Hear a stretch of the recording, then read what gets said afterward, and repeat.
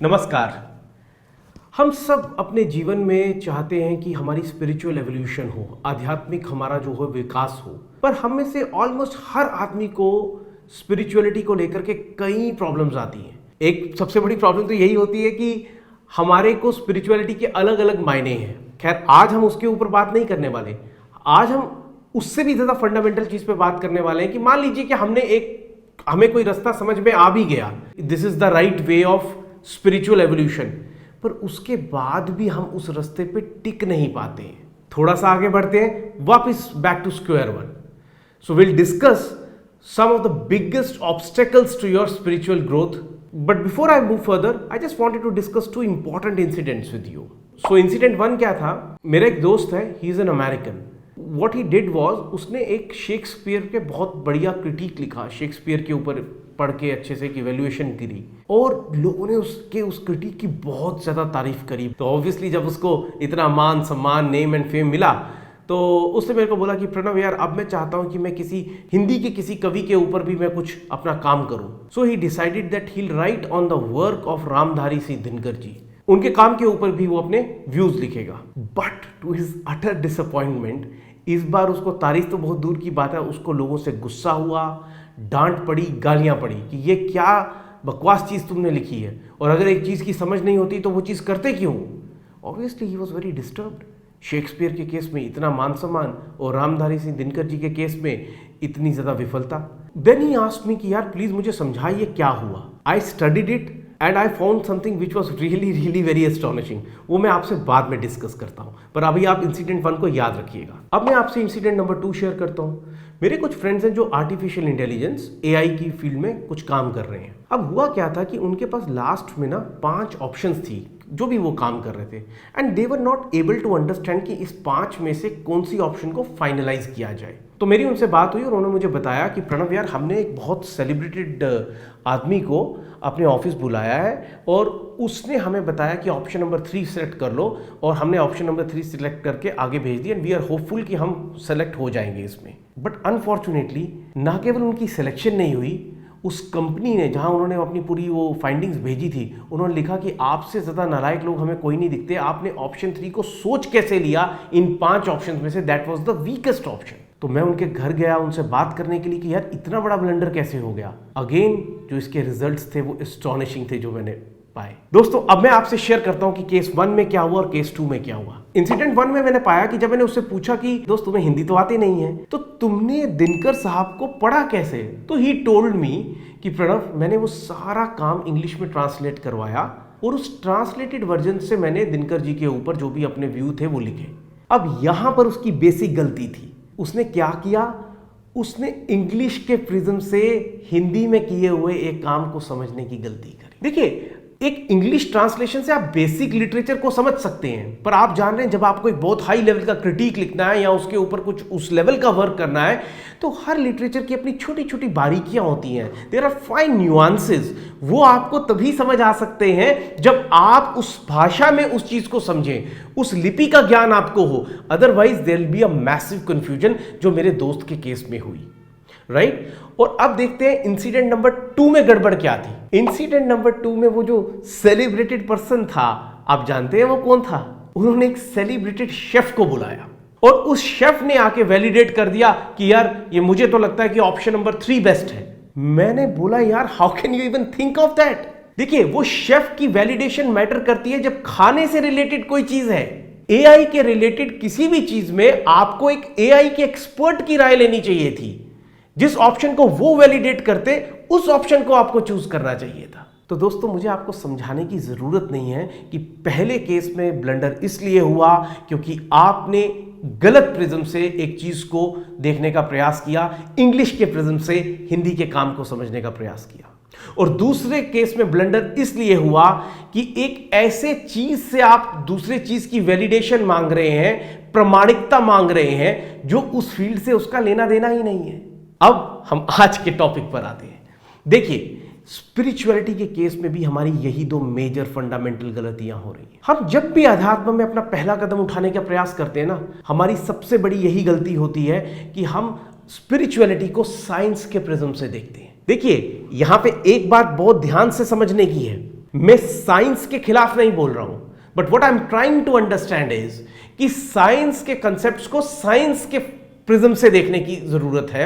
और जब आप अध्यात्म की दुनिया में अध्यात्म के सिद्धांतों को समझने चाह रहे हैं तो उसके लिए आपको अध्यात्म को अध्यात्म के प्रिज्म से देखना है। साइंस के प्रिज्म से देखेंगे तो गड़बड़ हो जाएगी। पॉइंट नंबर 2 इज अध्यात्म के केस में हम एक बहुत बड़ी गलती करते हैं। एक लाइन तो आप लोगों ने अक्सर सुनी होगी जब हम स्पिरिचुअलिटी की बात करते हैं, और वो लाइन क्या है? अब तो साइंस भी इस चीज को मानने लग गई है। देखिए इसमें फंडामेंटल प्रॉब्लम कहां है। इसका मतलब यह है कि जब तक साइंस एक चीज को वैलिडेट नहीं करेगी आप उसको स्पिरिचुअलिटी में मानेंगे नहीं। पर यही गलती तो उस एआई और शेफ वाले केस में हुई थी। देखिए साइंटिफिक टूल्स से, साइंटिफिक प्रिंसिपल्स से आप साइंस से जुड़ी हुई चीजों को वैलिडेट कर सकते हैं या नहीं कर सकते हैं। अध्यात्म में यदि आपको किसी चीज की प्रमाणिकता चाहिए तो उसको अध्यात्म के सिद्धांतों से ही प्रमाणित किया जा सकता है या नहीं किया जा सकता है। So in other words, if you want to be a good scientist या आप अपना साइंस की फील्ड में कोई बढ़िया काम साबित करना चाहते हैं तो उसकी वैलिडेशन साइंस के प्रिंसिपल से होगी। पर अगर आप अध्यात्म में आगे बढ़ना चाहते हैं, अध्यात्म में अपने किसी सिद्धांत को प्रूफ करवाना चाहते हैं तो उसकी प्रमाणिकता अध्यात्म के सिद्धांतों से होगी। ये हमारी दूसरी मेजर गलती है जिसके कारण हम सारा कुछ गड़बड़ा जाते हैं। अब मैं एक तीसरी गलती के बारे में बात करना चाहूंगा जिसके कारण हमारी स्पिरिचुअल एवोल्यूशन स्टार्ट होते ही रुक जाती है, and that is our inability to become good student. एक अच्छा स्टूडेंट होने की क्या रिक्वायरमेंट है? सबसे पहले समर्पण का भाव, the surrender, the feeling of surrender towards the गुरु। आप याद कीजिए, और अगर याद नहीं होगा तो आज अपने मम्मी या पापा से जरूर पूछिएगा, वो पहली क्लास जब आपने ABC सीखने का प्रयास किया था, वो पहली क्लास जब आपने क ख ग सीखने का प्रयास किया था, वो पहली क्लास जब आपने 1 2 3 4 सीखने का प्रयास किया था, जो आपके टीचर ने आपको बताया, बिना सोचे समझे आपने उस चीज को समझने की कोशिश करी। यहां मुझे पता है आप में से कई लोगों का क्वेश्चन हो सकता है कि यार आप क्या कह रहे हो कि क्वेश्चनिंग करना गलत है। नहीं, मैं ऐसा बिल्कुल नहीं कह रहा। उल्टा हम तो उस संस्कृति के वंशज हैं जहां पे हमेशा से क्वेश्चनिंग को बहुत ज्यादा महत्व दिया गया है। What I'm humbly submitting is कि क्वेश्चनिंग करने के लिए आपको पहले खुद एक लेवल पर आने की जरूरत है।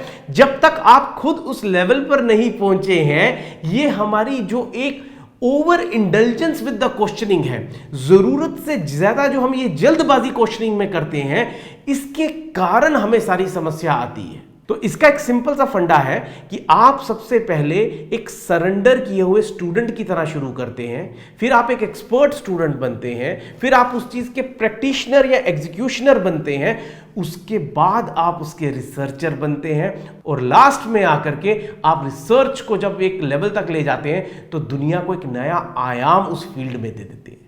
पर देखिए इस पूरी चीज को एक टाइम लगा, इस पूरी चीज में एक मेहनत थी। अगर वो पहले दिन ही सरेंडर नहीं होता और फालतू की क्वेश्चनिंग स्टार्ट हो जाती कि ए आप ऐसे क्यों लिखते हैं, मैं तो ए ऐसे लिखूंगा जी, 1 ऐसे क्यों लिख रहे हैं, मैं 1 ऐसे लिखूंगा, तो आप कुछ नहीं सीख सकते। तो अध्यात्म सीखने के लिए भी आपको बिल्कुल वैसे ही बच्चा बनने की आवश्यकता है। अध्यात्म का क ख सीखने की आवश्यकता है। और जब आप एक बार उसको सीख जाएं, फिर थोड़े एक्सपर्ट बन जाएं, फिर उसके प्रैक्टिशनर बन जाएं, तो धीरे धीरे आप उसमें क्वेश्चनिंग भी कर सकते हैं, और कौन जानता है कल आप दुनिया को अध्यात्म की डोमेन में एक नया आयाम दे दें। दूसरा, एक अच्छे स्टूडेंट का दूसरी क्या क्वालिटी होनी चाहिए, वो है परसेवरेंस और पेशेंस। आप देखिए आज आप जिस भी फील्ड में काम कर रहे हैं, कितने सालों से आपने उस फील्ड के लिए तैयारी की, पर हम अध्यात्म की फील्ड में तो ऐसा नहीं करते। हर आदमी चाहता है कि मैं आज अध्यात्मक शुरू करूं और कल तक मुझे पूरा स्पिरिचुअल एवोल्यूशन हो जाए, एकदम मेरे ऊपर वो ज्ञान की वो सारा कुछ आ जाए। ऐसा कैसे हो सकता है? उसके लिए जो थोड़ा समय चाहिए, जो थोड़ी सी पेशेंस चाहिए, वो तो आपको देनी ही पड़ेगी ना। एक अच्छा स्टूडेंट होने का तीसरा इंपॉर्टेंट पॉइंट है ज़ील टू नो, कुछ नया सीखने का जज्बा। अब अध्यात्म में ना हम बहुत एक गलत कर रहे हैं।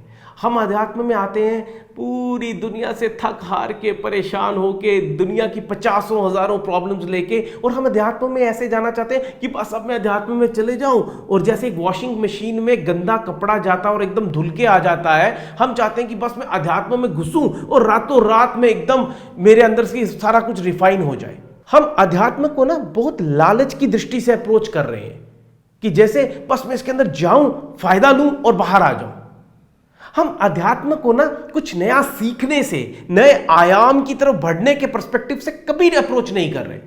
और यही गलती जो हम करते हैं कि हमारी वो ज़ील नहीं है कुछ नया जानने की, कुछ नया मानने की, कुछ नया महसूस करने की। उसी के कारण जो ज्ञान हमें मिल सकता है, जो लाभ हमें मिल सकता है अध्यात्म से, स्पिरिचुअलिटी से, we fail to gain all those dividends, all those fruits of the spirituality. तो आज मैंने आपसे आपकी स्पिरिचुअल एवोल्यूशन में जो सबसे बड़े 3 ऑब्स्टेकल्स हैं उनको मैंने आपसे डिस्कस किया। आज से हमारा ये प्रयास होना चाहिए कि हम इन 3 ऑब्स्टेकल्स के रिमूवल के प्रति काम करें। उन पर हम एक डिटेल्ड वीडियो में अलग से चर्चा करेंगे। बट बिफोर आई स्टॉप, मैं आपको एक चीज जरूर बोलना चाहूंगा। मेरी समझ के अनुसार पूरा अध्यात्म जो है, इसके 2 स्तंभ हैं। The concept of spirituality is based on 2 important pillars, और मैं उनको 2 F's कहता हूं, फेथ एंड फोकस। जब आप इन ऑब्स्टेकल्स को, जिनको आज हमने डिस्कस किया, जब आप इनको रिमूव करते हैं, उसके बाद ही आपका फेथ भी बढ़ता है और आप फोकस्ड अप्रोच रख सकते हैं, जो कि आपकी स्पिरिचुअल एवोल्यूशन के लिए बहुत बहुत बहुत जरूरी है। मुझे पूरी आशा है कि आज इसी पल से, इसी समय से आपकी स्पिरिचुअल एवोल्यूशन की जो जर्नी है वो शुरू होने वाली है। Praying for your success, happiness and prosperity. Thank you so much. Namaste.